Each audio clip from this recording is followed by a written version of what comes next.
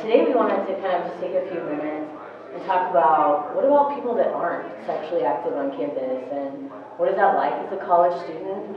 Everybody has different reasons for why they may be waiting, and so we wanted to kind of honor that experience for our students. I think one of the problems is that we don't necessarily say why, we just say don't.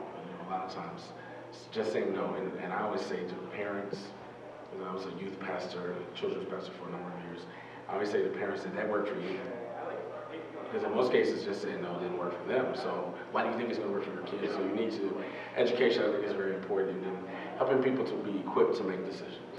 And the pastor gave us this box that was wrapped like really pretty. And he said, there's a gift in this box, but when you open it, it will be gone and there will be nothing in there. And I thought like, oh yeah, like, is this the message about sexuality? Like, it's really pretty thing, and once you open it, like, you're nothing, you have no gift. Like, I mean, I'm 11 years old, like, that's kind of a crappy message to start on.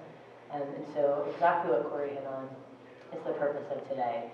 So when people talk about, yeah, for me, like, I'm not engaged in any sexual activity, like, great. You know, like, what does that mean? Like, why? Why is that important to you? Is it because my parents will kill me if they find out?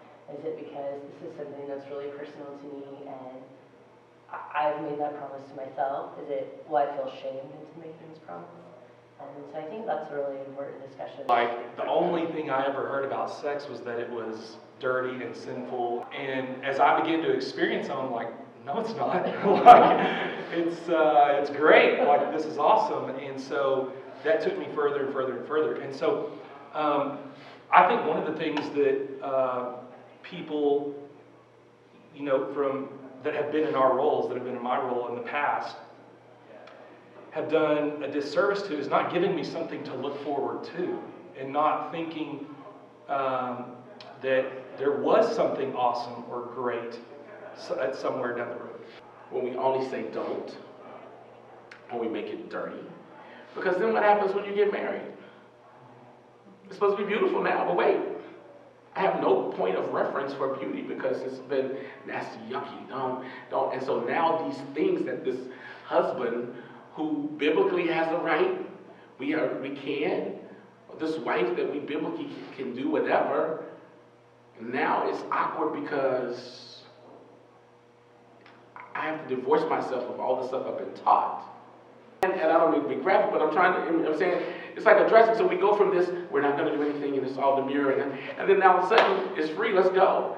And it's a frightening thing because we've not cultivated opportunities like this to have real conversations, to help young people understand that even though you maybe have made the decision to wait, that you still have to come to terms with your human sexuality. That there's some things that's just natural. If sex is bad, then why do married people do it? Sort of thing. That doesn't make sense. Sort of thing. Because obviously you have to like it in order to do it a lot. Again, I was raised in a very Southern Baptist town. Sort of thing. And I was able to figure out by myself like this doesn't make sense. As a 9-year-old.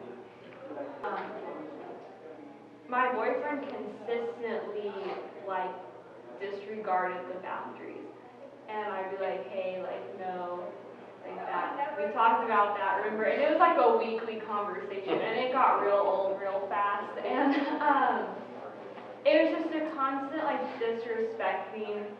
Like, he didn't take it seriously, and how I felt about it, and that just got really annoying. And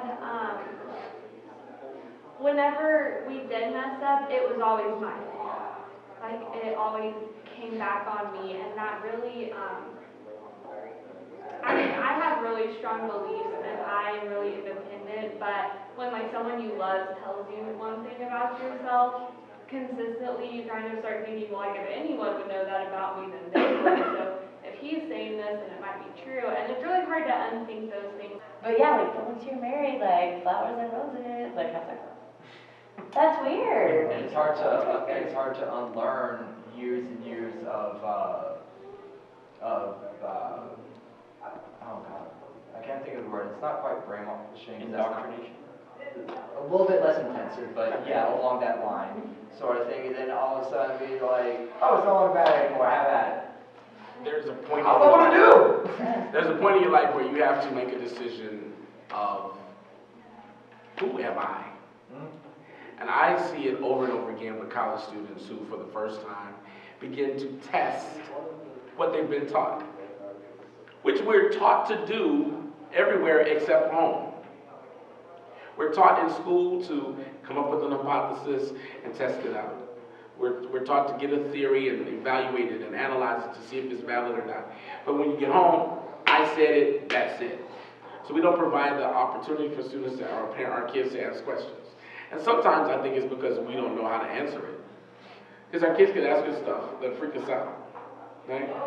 But the truth is, there's a point when you get, and particularly when you're here on this campus, the first time when you're outside your parents' home in most cases, you have the, why do I believe what I believe?